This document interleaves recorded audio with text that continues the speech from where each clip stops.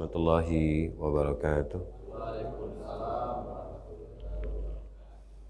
Innal hamdalillah nahmaduhu wa nasta'inuhu wa nastaghfiruh wa na'udzu billahi min shururi anfusina wa min sayyiati a'malina may yahdihillahu fala mudilla lahu wa ma yudlil fala hadiya lahu. Asyhadu an la ilaha illallah wahdahu la syarika lahu wa asyhadu anna Muhammadan 'abduhu wa rasuluh. Allahumma salli wa sallim ala Muhammad wa ala alihi wa ashabihi wa man tabi'ahum bi ihsan ila yaumiddin. Amma ba'd. Rabbi syrah li sadri wa yassir li amri wahlul 'uqdatam min lisani yafqahu qawli.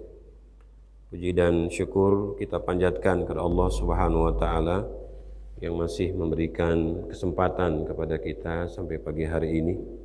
Walaupun Allah Subhanahu wa taala menurunkan keberkahan kepada kita dari tadi malam, yaitu air hujan yang tidak menyurutkan kita untuk tetap melaksanakan tugas kita sebagai hamba kepada Allah Subhanahu wa taala dengan menunaikan salat subuh berjamaah di masjid ini.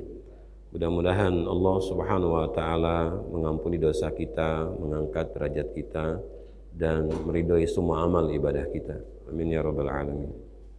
Salawat dan salam selalu kita curahkan kepada Nabi Allah Muhammad sallallahu alaihi wasallam. Allahumma salli wa sallim alaihi, baik kepada keluarga beliau, kepada para sahabat beliau, dan kepada orang-orang yang selalu beristiqomah di dalam agama ini. Bapak Ibu sekalian yang dirahmati oleh Allah Subhanahu wa taala, pembahasan kita dalam kitab Riyadhus Shalihin masih di bab yang kelima, yaitu yang berbicara tentang masalah al-muraqabah. Selalu diawasi, dipantau oleh Allah Subhanahu wa taala. Nah, kita masuk mencoba untuk di dua hadis. Hadis yang pertama hadisnya pendek, yaitu hadis yang kedua, dan yang berikutnya adalah hadis yang ketiga, dan Ibu sekalian. Walaupun hadis ini sering kita dengar ataupun pernah kita baca Bapak dan Ibu, kita mencoba untuk kembali menjelaskannya. Di hadis yang kedua, An Abi Dzarrin Jundab bin Junadah wa Abi Abdurrahman Mu'adz bin Jabal radhiyallahu anhuma an Rasulillah sallallahu alaihi wasallam. Dari Abi Dzar Jundab bin Junadah dan Abi Abdurrahman Mu'adz bin Jabal. Pada Ibu sekalian, semoga Allah meridhoi keduanya. Dari Rasulullah sallallahu alaihi wasallam qala, beliau bersabda, ittaqillah haitsuma kunta, bertakwalah kepada kamu di mana saja kamu berada. Wa atbi'is sayyi'ah al hasanata tamhuha, maka ikutilah kejelekan, keburukan itu dengan kebaikan, karena kebaikan itu akan menghapuskan segala dosa. Ya. Wa khaliqin nas bi khuluqil hasan, bergaulah dengan manusia dengan akhlak yang mulia. Rawahu Tirmizi, diriwayatkan oleh Imam Tirmizi, wa qala, dan dikatakan pula hadisun hasan. Hadis ini hasan, derajatnya hasan, dia bukan dhaif, dia bukan lemah, dia di bawah dari hadis sahih. Artinya hadis ini masih bisa dipakai, apakah itu untuk berbicara masalah hukum ataupun yang lainnya. Jadi yang hadis pendek ini Bapak dan Ibu berbicara bahwa kita diminta oleh Rasulullah SAW untuk bertakwa dalam kondisi apapun. Tidak melihat kita dalam kondisi sulit, tidak melihat kita dalam kondisi senang. Sehingga kalau Allah mengatakan di dalam surat ketiga, di ayat yang ke-133 sampai ayat yang ke-135 semisalnya, di ayat ke-133 Allah mengatakan wasari'u ila maghfiratin min rabbikum wa jannatin arduha as-samawati wal ardu u'iddat lil muttaqin.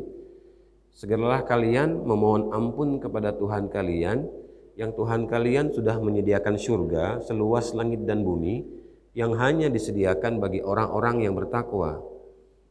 Jadi sudah sewajarnya lah kalau kita berada di salah satu waktu semisalnya tahun baru Islam ini, maka kita diminta oleh Allah Subhanahu wa taala untuk menyegerakan pertaubatan kita kepada Allah. Apalagi pertaubatan kita di awal tahun ini diiringi dari tadi malam dengan hujan. Dan salah satu tanda bahwa waktu itu istijabah dan doa itu adalah doa yang istijabah adalah doa yang diiringi dengan air hujan. Dan ibu sekalian, maka kita dianjurkan untuk memperbanyak berdoa di waktu hujan. Ya, karena itu salah satu tempat yang dimana kalau kita berdoa istijabah di tempat itu. Ya, baik itu hujannya rintik-rintik ataupun apalagi hujannya yang deras, Bapak dan Ibu sekalian. Nah, lalu siapakah yang mampu untuk bersegera datang kepada Allah memohon ampun, dan wajar kalau Allah Subhanahu wa taala memberikan kepada mereka balasan yang sangat besar, bahwa Allah menyediakan buat mereka surga seluas langit dan bumi yang tidak pernah kita lihat dan tidak pernah kita bayangkan bahwa Allah Subhanahu wa taala akan membalasnya dengan balasan yang besar. Nah, mereka ini adalah orang-orang yang pertama, alladzina yunfiquna fis sarra'i wad dharra. Mereka berinfak di kala lapang ataupun sempit. Tidak melihat mereka berinfak itu di kala susah, di kala dalam keadaan sedih, tetap mereka berinfak, apalagi di kala mereka lapang ataupun senang, Bapak dan Ibu. Nah, sehingga jangan sampai kita melakukan sesuatu kebaikan itu karena kita lagi suka gitu, lagi senang gitu, lagi bahagia, tidak, tetapi dalam keadaan sedih ataupun sempit tetap kita melakukan. Kenapa? Karena ini bagian dari rangkaian ibadah kita kepada Allah Subhanahu wa taala, bahwa apapun yang kita kerjakan, Bapak dan Ibu sekalian, selalu akan dilihat oleh Allah. Biarkan saja orang lain tidak melihat gitu, Bapak dan Ibu. Tapi Allah Subhanahu wa taala pasti akan melihat apa yang kita kerjakan, apakah pekerjaan kita itu kecil ataupun besar, ringan ataupun berat, Bapak dan Ibu sekalian. Sifat yang kedua adalah wal kadhiminal ghaidh, menahan amarah. Apakah di balik kebaikan itu tidak ada keburukan? Pasti ada, Bapak dan Ibu. Keburukan saja ada, apalagi kalau itu kebaikan, pasti akan ada sesuatu yang tidak nyaman gitu. Bahwa di balik kebaikan itu ada cacian, ada hinaan, ada merendahkan, Bapak dan Ibu sekalian. Itu yang terjadi ya di dalam kehidupan manusia ini, Bapak dan Ibu sekalian. Makanya mengapa Allah Subhanahu wa taala mengatakan di dalam surat ke-21 ayat yang ke-35, kullu nafsin dha'iqatul maut wa nabluukum bisyarri wal khairi fitnah wa ilaina turja'un. Setiap jiwa itu akan merasakan kematian, tetapi sebelum kalian melewati masa kematian itu, aku akan menguji kalian dengan keburukan dan kebaikan sebagai cobaan buat kalian. Jadi Allah Subhanahu wa taala sudah pasti akan memberikan kepada kita ujian dari mulai keburukan sampai kebaikan. Ya, sampai kebaikan. Jadi apa yang kita bayangkan, apa yang kita pikirkan kepada Ibu sekalian bahwa kebaikan itu akan dibalas kebaikan, belum tentu. Nah, bagaimana ketika kebaikan yang kita lakukan dibalas dengan keburukan? Apakah kita mengembalikannya dengan kebaikan pula atau keburukan lagi, Bapak dan Ibu? Nah, ini kan sudah pernah kita bahas, Bapak dan Ibu, di sini. Ketika kita membahas tentang bagaimana Rasulullah Shallallahu Alaihi Wasallam bertemu dengan salah seorang sahabat, lalu dia memegang lengan sahabat ini yang bernama Qatadah, Uqbah, ya, yang bernama Uqbah. Lalu Rasulullah mengatakan, ya Uqbah, la ukhbiruka bi afdali akhlaq wa dunya. Wahai Uqbah, mau tidak aku beritakan kepadamu tentang akhlak yang paling mulia di dunia? Karena hadis yang kedua ini berbicara tentang wa khaliqin nas bi khuluqin hasan. Bergaulah dengan manusia dengan akhlak yang baik. Jadi bergaul dengan manusia dengan akhlak yang baik, bukan bergaul dengan manusia dengan akhlak yang buruk. Jadi keburukan dibalas dengan keburukan, walaupun pada dasarnya boleh, Pak, Ibu. Wa in aqabtum fa'aqibu bimithli ma uqibtum bi wa la in sabartum la huwa khairul sabirin. Di dalam surat ke-16 di ayat ke-126.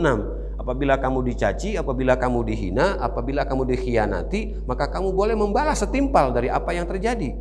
Tetapi apabila kamu sabar, itu lebih baik bagimu. Untuk bisa sabar ketika kita dikhianati, Bapak dan Ibu, ketika kita dibohongi, itu tidak mudah. Tetapi disinilah Allah Subhanahu wa taala memberikan kepada kita pelajaran gitu. Maka pelajaran dalam hidup ini tidak akan pernah ada habis-habisnya kecuali kematian datang pada diri kita, Bapak dan Ibu sekalian. Ya, lalu kata Rasulullah SAW, apa 3 hal akhlak yang mulia itu? Tasilu man qata'ak, menghubungkan tali silaturahim dengan orang yang memutus tali silaturahim denganmu. Maka tadi dikatakan bahwa ketika kita berbuat kebaikan, ada tidak orang yang tidak suka dengan kita gitu. Lalu dia memutus, lalu dia tidak mau melihat wajah kita. Apakah ketika dia tidak mau melihat wajah kita, lalu kita juga tidak mau melihat wajah dia? Apakah ketika dia tidak menegur kita, lalu kita juga mencoba untuk tidak menegur dia, Bapak dan Ibu? Bukan itu akhlak yang Rasulullah contohkan kepada kita. Jadi bagaimana caranya keburukan, kejelekan dibalas dengan kebaikan.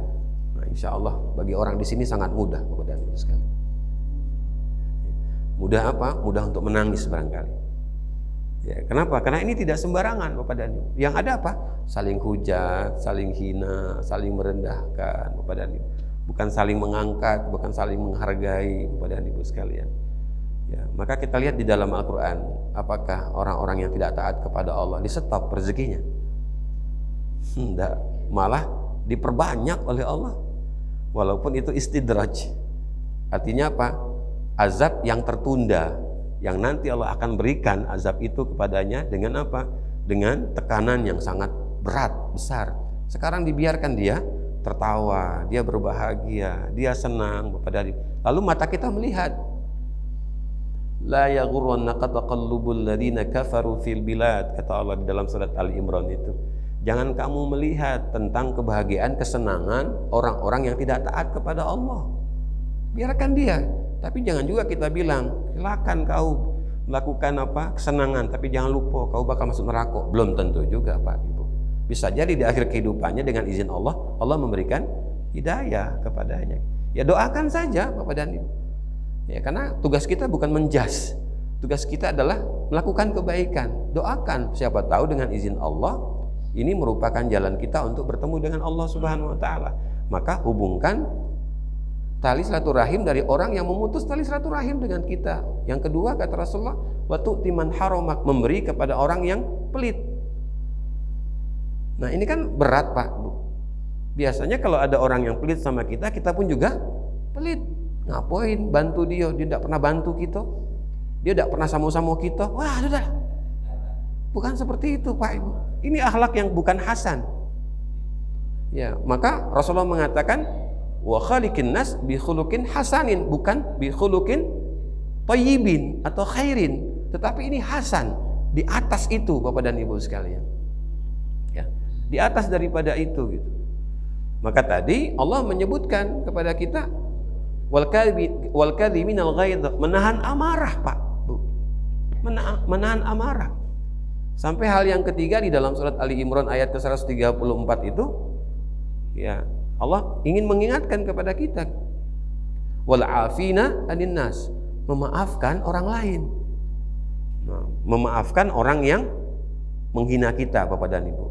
Wah, ini juga bagi orang di sini sungguh mudah. Ya, sungguh mudah bagi orang di sini. Ya. Tapi itu tugas dari Allah kepada kita, dan itulah yang dicontohkan oleh Rasulullah sallallahu alaihi wasallam.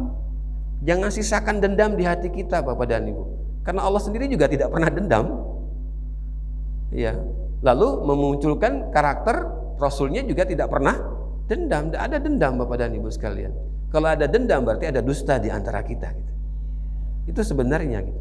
Kenapa? Karena dia tidak mau menerima sesuatu yang berbeda, dan kita sudah pernah belajar bagaimana kita percaya kepada Allah sehingga juga kita percaya kepada sesama. Hanya dua saja. Pertama al-mahabbah, dan yang kedua ar-ridha. Artinya apa? Mencintai sesuatu yang tidak kita cintai. Di sini kita harus belajar, Pak Ibu, mencintai sesuatu yang kita tidak cintai.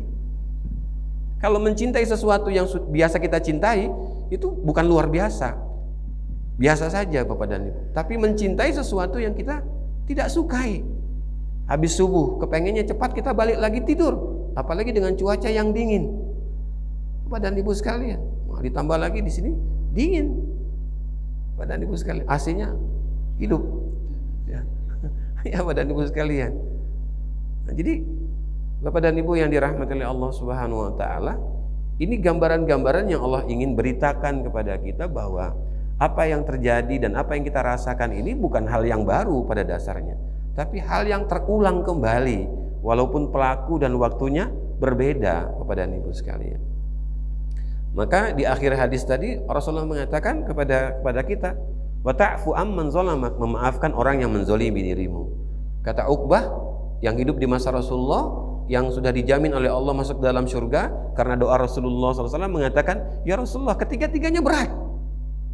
Jadi bukan hanya kita, Pak, Bu, mendengar hadis ini berat. Tapi sahabat yang hidup di masa Rasulullah yang sudah dijamin surga oleh Allah karena doa Rasulullah SAW itu pun juga merasakan berat. Lalu di ujung hadis Rasulullah mengatakan, "Wa man arada an yumadda fi umrihi wa yabsuta fi rizqihi falyasir rahimah." Barang siapa yang ingin dipanjangkan umurnya, dimudahkan rezekinya, maka hubungkan tali silaturahim. Kita melakukan itu bukan karena manusia. Jadi kalau dia tidak suka kepada kita, ya biasa sajalah. Kenapa? Berarti Allah belum membukakan pintu hatinya. Hanya jangan juga kita bilang sama dia, aku berbuat baik ini karena Allah. Kalau kamu tidak mau, ya sudah terserah. Tidak juga Bapak dan Ibu kalimat itu. Ya, jangan dimunculkan kalimat itu. Ya. Nah, jadi Bapak dan Ibu yang dirahmati oleh Allah Subhanahu wa taala, ini satu hadis yang pendek tetapi maknanya, pembelajarannya sungguh besar Bapak dan Ibu. Dan kenapa Imam Nawawi memasukkan hadis ini dalam bab muraqabah, bahwa memang segala sesuatu yang kita lakukan itu selalu akan dipantau oleh Allah Subhanahu wa taala, sekecil apapun Bapak dan Ibu sekalian, sekecil apapun. Nah, lalu kita masuk di hadis yang ketiga Bapak dan Ibu sekalian. Ya, hadis yang ketiga. Hadis yang ketiga ini an Abil Abbas, Abdullah bin Abbas Bapak dan Ibu sekalian, radhiyallahu anhu maqala, dari Abil Abbas Abdullah bin Abbas. Nah, jadi dari ayahnya Abbas, Abdullah bin Abil Abbas. Jadi Abbas ini adalah paman Rasulullah Sallallahu Alaihi Wasallam, saudara dari bapak beliau Abdullah, dari keturunan Abdul Muttalib. Abbas punya anak yang bernama Abdullah. Abdullah punya anak bernama Abbas. Nah, jadi orang Arab itu Pak nggak jauh-jauh namanya. Kadang nama anak sama seperti nama kakeknya.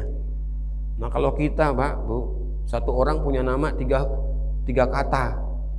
Tiga kata tidak ada berhubungan sama ayah dan ibunya, apalagi sama kakek neneknya gitu. Kadang-kadang. Ya, makanya sekarang diatur katanya nama itu tidak panjang gitu. Nah, jadi Bapak dan Ibu sekalian, Abbas ini paman Rasulullah SAW ini itu menitipkan Abdullah kepada Rasulullah SAW dari semenjak kecil Bapak dan Ibu sekalian. Dan Rasulullah selalu mendoakan Abdullah ini. Jadi semenjak kecil Abdullah ini sudah berada di majelis Rasulullah SAW. Jadi apa yang dikatakan oleh Rasulullah, apa yang diberikan oleh Rasulullah kepada para sahabat selalu didengar oleh Abdullah. Karena dia kecil, otomatis anak ini bukan duduk seperti bapak-bapak sekalian, tapi dia duduk ya namanya anak-anak, lari sana, lari sini Bapak dan Ibu sekalian. Tetapi di 15 tahun kemudian dia menjadi apa? Menjadi rujukan bagi para sahabat. Jadi jangan kira Bapak dan Ibu anak-anak kecil itu yang di dalam majelis ilmu dia lari sana lari sini, ya bergerak dengan gerakan yang sangat besar, itu tidak mendengar. Bisa jadi anak itu yang lebih cerdas daripada yang mendengarkan.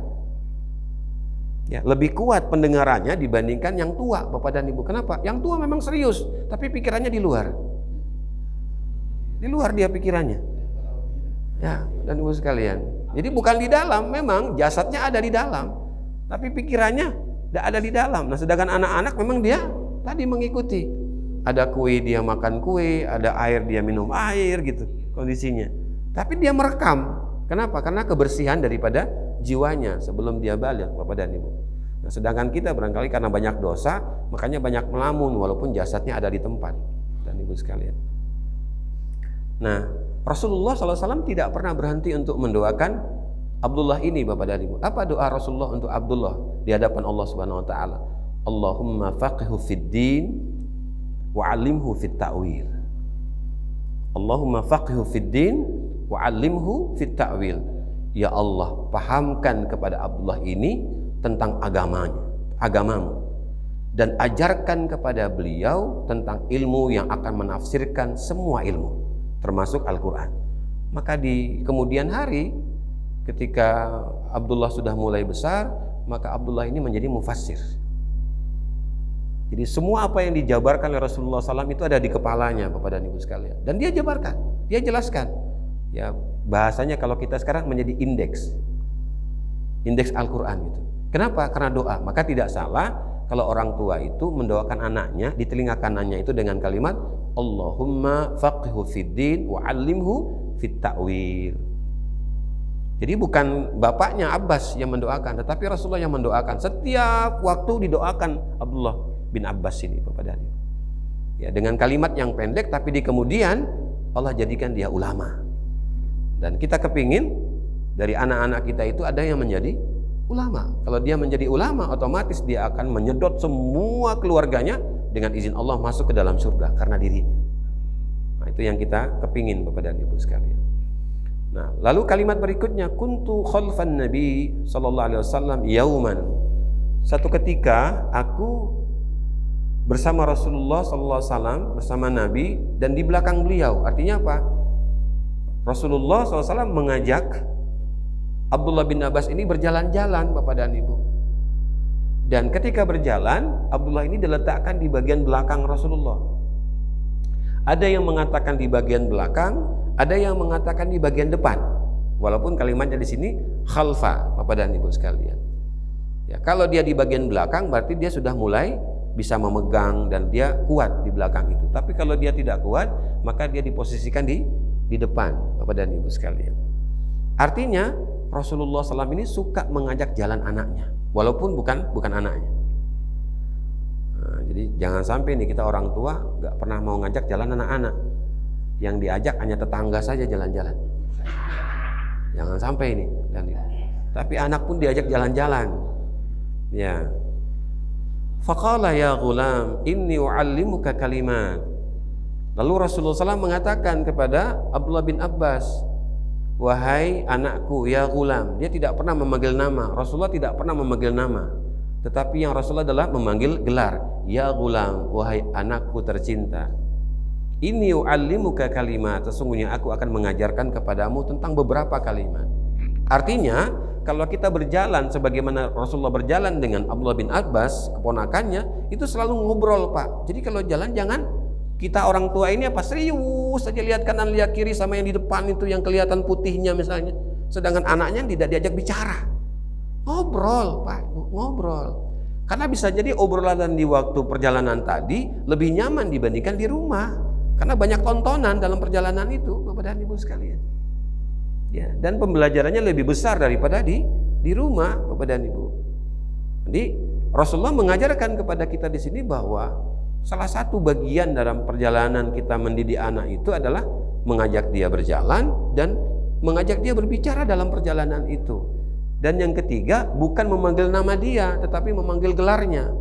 Ya, kalau kita punya anak laki-laki barangkali kita panggil abang, mas, atau apa lagi nih, kita panggil, tapi bukan namanya. Ketika dia tidak mau mendengar omongan kita, barulah nanti yang muncul adalah nama aslinya.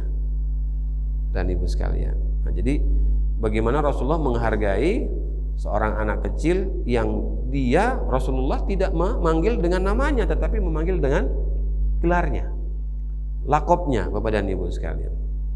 Dan Rasulullah mengingatkan kepada Abdullah bin Abbas ini tentang beberapa kalimat. Yang pertama adalah ihfazillah yahfazka. Jagalah Allah karena Allah akan menjagamu, dan Ibu sekalian. Artinya jagalah Allah ini, Bapak dan Ibu, bagaimana kita tetap berkomitmen kepada Allah walaupun apa yang kita hadapi itu berat. Ya, bahasa lainnya apa? Istiqomah. Tetap beristiqomah dalam kondisi apapun karena Allah yang paling utama. Tidak ada yang lebih utama selain daripada Allah Subhanahu wa taala.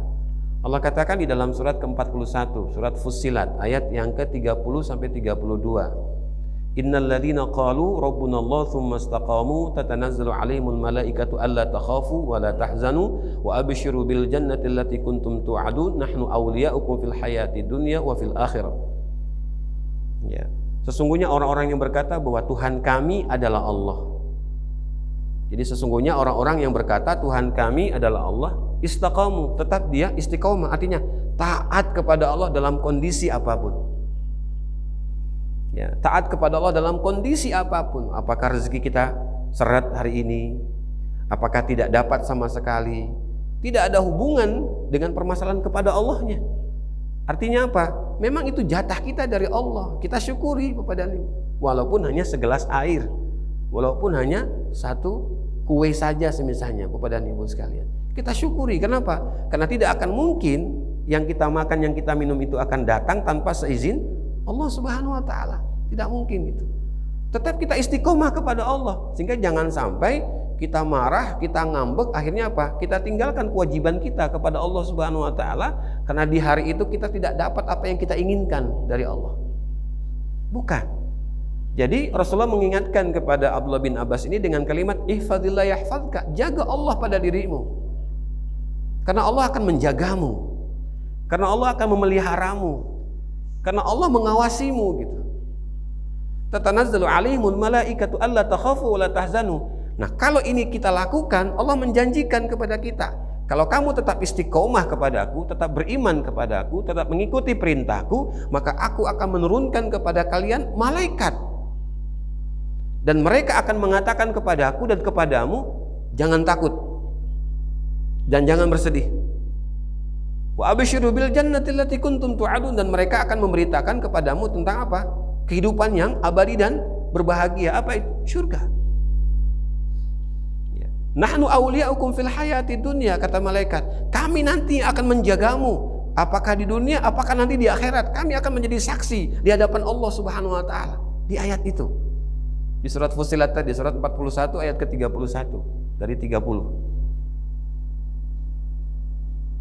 Jadi dijaga oleh Allah Subhanahu wa taala. Kalau di dalam surat ke-13 ayat yang ke-11 Allah katakan, lahum aqibatu min baini yadayhi yahfazunahu min amrillah. Allah menurunkan 2 malaikat kepada hambanya di depan dan di belakangnya ketika dia berbuat baik, dan malaikat ini tidak pernah bermaksiat kepadaku, kata Allah. Jadi Allah mendatangkan 2 malaikat khusus, bukan Raqib dan Atid, bukan. Ketika kita berniat kebaikan lalu kita kerjakan kebaikan itu, Allah datangkan mereka berdua ini, malaikat ini, untuk menjaga kita di depan dan di belakang. Jadi tidak salah kalau ketika kita bawa motor sendiri ataupun bawa mobil terasa kayak ada yang di dalam. Ya, hanya memang Allah tidak nampakkan. Kalau Allah nampakkan, tidak pernah ngegas kita, ngerem aja terus. Dan Ibu sekalian, kenapa? Kalau Allah tampakkan, sengaja Allah tidak tampakkan, Bapak dan Ibu. Ketika kita berniat bahwa kita mau bangun tahajud tadi malam atau besok malam, Bapak dan Ibu, didatangkan malaikat itu yang barangkali menginjak-injak atap kita supaya kita bangun. Diinjak-injak. Jadi seakan-akan ada yang berjalan di atas, padahal tidak ada orang. Tapi bisa jadi malaikat yang sedang mengingatkan kita, kamu sudah berniat baik.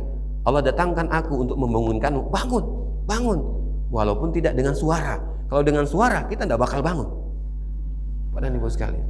Karena ada suara masalahnya. Tapi ini suara-suara seng tadi barangkali, ya. Sehingga Allah Subhanahu wa taala memuliakan si hamba ini. Kenapa? Karena dia menjaga Allah, Pak. Jadi kalau yang kita jaga adalah Allah, insya Allah hubungan kita akan terjaga walaupun kembalinya tidak baik. Karena apa? Karena kita sedang menjaga Allah di hati kita dan di hati saudara kita, Bapak dan Ibu. Maka kembalinya dalam keadaan baik walaupun kepada kitanya nyesek, Pak. Ya, nyesek kita. Rasa tidak nyaman, tapi memang ini yang Allah ajarkan kepada kita. Maka tadi saya katakan bahwa kalau kita percaya kepada Allah, munculkan hal yang pertama, cintai sesuatu yang kita tidak cintai. Cintailah itu. Perbedaan pasti terjadi, Pak. Mengapa Nabi Adam dan Hawa itu diturunkan ke dunia? Karena gara-gara perbedaan. Kata Adam, Allah kan sudah melarang jangan mendekati pohon. Kata Hawa, memang Allah melarang kita untuk mendekati pohon, tapi kan tidak ada larangan untuk memakan buah dari pohon itu. Ya kan, Pak, Bu? Apakah tidak ada pernah perbedaan dalam rumah kita, suami istri? Pasti ada. Akhirnya apa? Ngambek, Pak, Bu. Ya kan? Lalu ada makhluk yang ketiga, siapa? Setan. Setan. Kata setan, sudahlah, jangan dekati pohon itu, tapi nanti ada buah yang jatuh, lalu dia berjalan. Karena dia jauh dari pohon, ambillah dan makanlah. Kan jauh dari pohon, Pak Ibu. Akhirnya apa? Mereka mau makan, terlihatlah auratnya. Maka Allah memberikan sanksi. Apa sanksinya? Kalian berdua turun ke dunia. Turun ke dunia.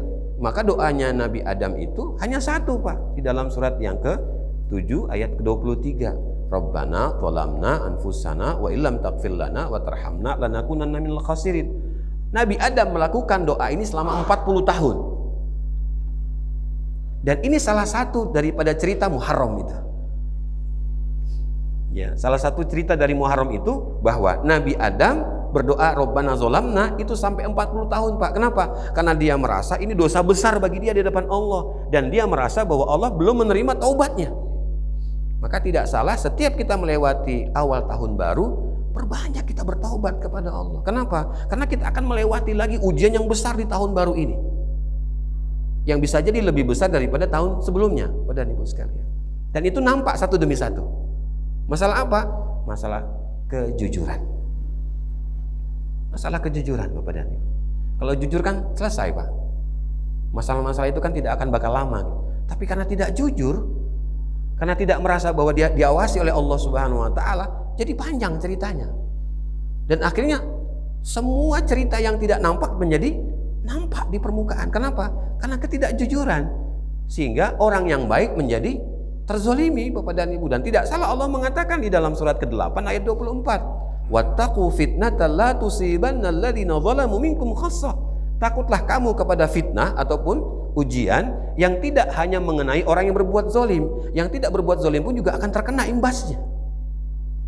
Nah, ini sudah ada ayatnya, Pak. Surah Al-Anfal, surat ke-8 ayat 25. Bagian sebelah kanan, baris ke-15. Bapak dan Ibu sekalian, baris terakhir itu. Jadi Allah Subhanahu wa taala mengingatkan kepada kita agar kita menjaga Allah di dalam diri kita, Pak. Kenapa? Karena nanti Allah yang akan menjaga. Dan sudah seberapa banyak penjagaan Allah kepada diri kita, Pak? Sekarang pertanyaan kebalik, sudah berapa besar penjagaan kita terhadap Allah di dalam diri kita, Bapak dan Ibu sekalian? Belum seberapa barangkali, Bapak dan Ibu. Nah, apalagi kita menjaga Allah di waktu subuh, Pak. Ini berat. Karena pasti semua kita berpikir, hujan nih. Ya kan, seng kita terdengar apa? Kenceng, Pak. Padahal keluar gerimis. Gitu, Pak. Maka ujian orang dulu sama sekarang beda, Pak. Kalau dulu kan genteng, Pak. Tidak nampak, tidak terdengar, deras dia. Maka wajarlah orang dulu bukan main, Pak, kesungguhannya. Orang sekarang beda lagi zamannya. Genteng diganti seng, Pak. Sengnya apa? Multi root lagi, Bapak dan Ibu. Suaranya, kencangnya bukan main. Ketika keluar, gerimis. Sudah suuzon gitu. Ya kan? Ini buktinya coba. Apakah hujannya deras? Allah tahu, karena Allah ingin mengetes kita tahun baru, Pak. Bu, tahun baru. Tadi malam kan kita bernasehat itu kan. Coba dilihat sama Allah. Besok pagi aku mau lihat. Aku kasih hujan dulu, walaupun gerimis. Hanya di sengmu itu deras. Dan Ibu sekalian. Jadi Allah punya cara untuk mengetes kita, Pak. Bukan kita merasa bahwa kita yang lebih baik, tidak. Nauzubillah, bukan, Bapak dan Ibu. Tapi Allah akan menguji kita gitu. Menguji kita gitu.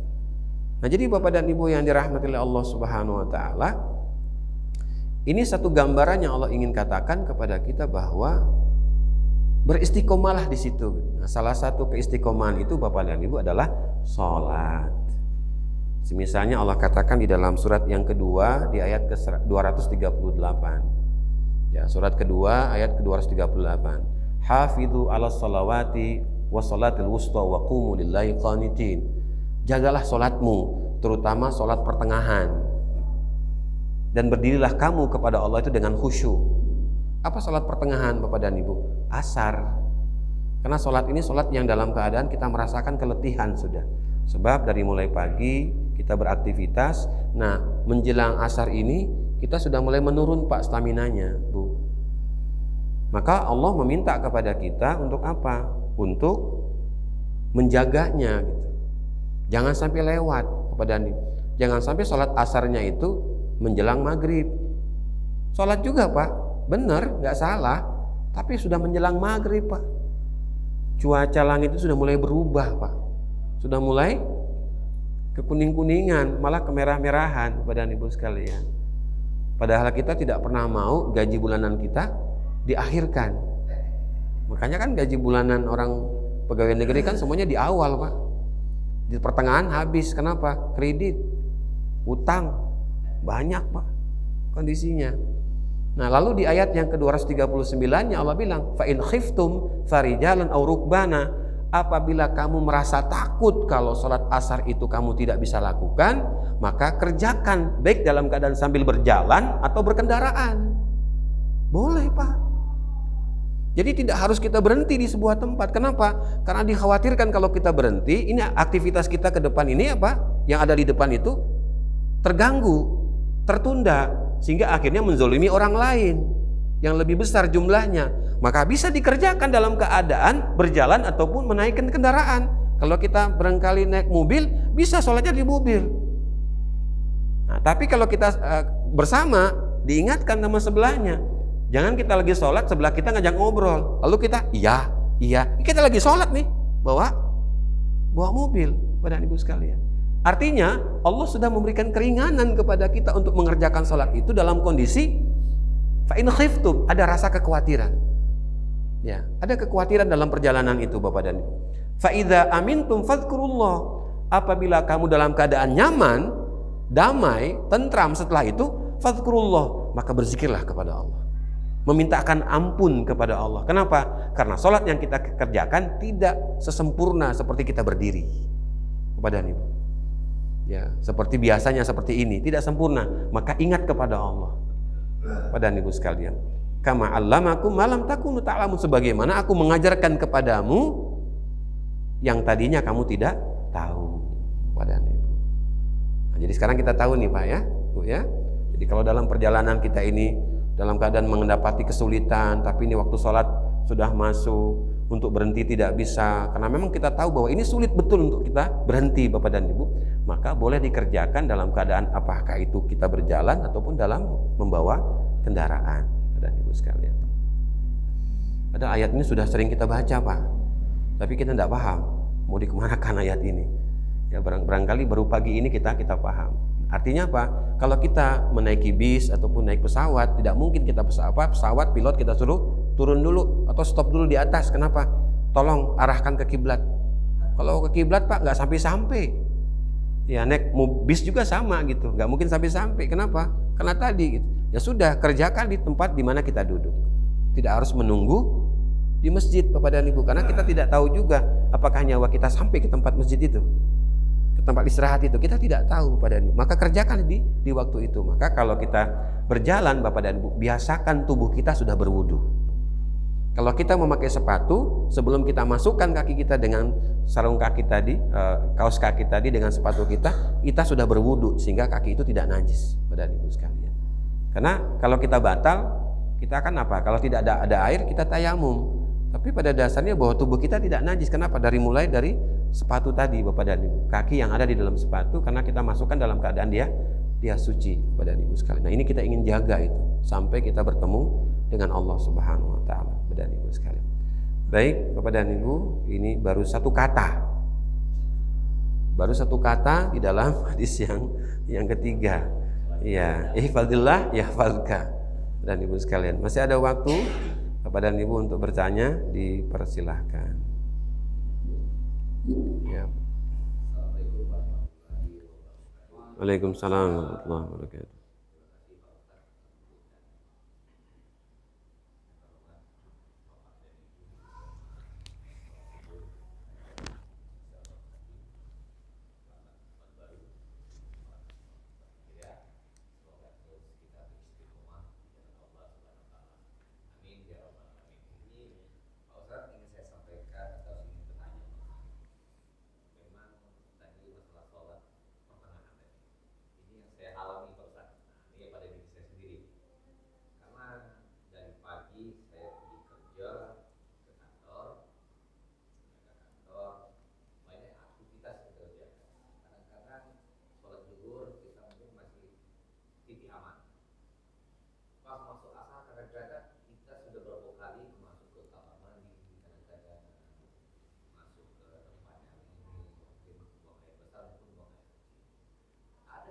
Yang saya ganjal di dalam hati saya, Pak Ustaz. Ini pada diri saya sendiri nih. Karena setiap kalau saya sholat di rumah, setiap mau sholat mungkin saya mandi dulu atau saya membersihkan ganti baju, biar mau baju dalam pun baju. Kadang-kadang saya di hati kecil saya,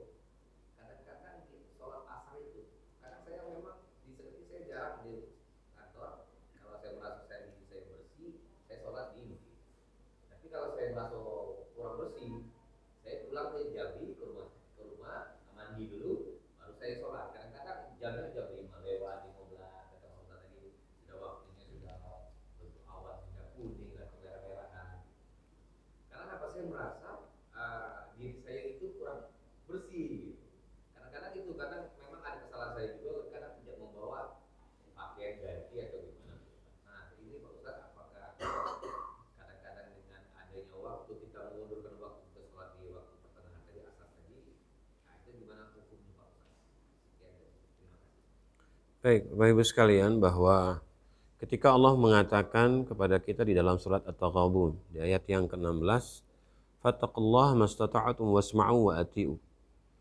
Bertakwalah kamu kepada Allah semampu kamu, tapi dengarkan aku dan taati aku.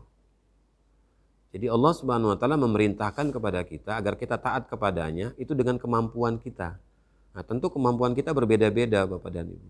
Tidak sama gitu. Ada yang memang dia punya kemampuan, yakin. Saya yakin-yakinnya gitu. Tapi ada orang yang dalam keyakinan itu ada keraguan. Nah, kita tidak mungkin memaksakannya gitu. Atau memang ada orang yang punya kebiasaan kalau dia mau sholat dia mandi dulu.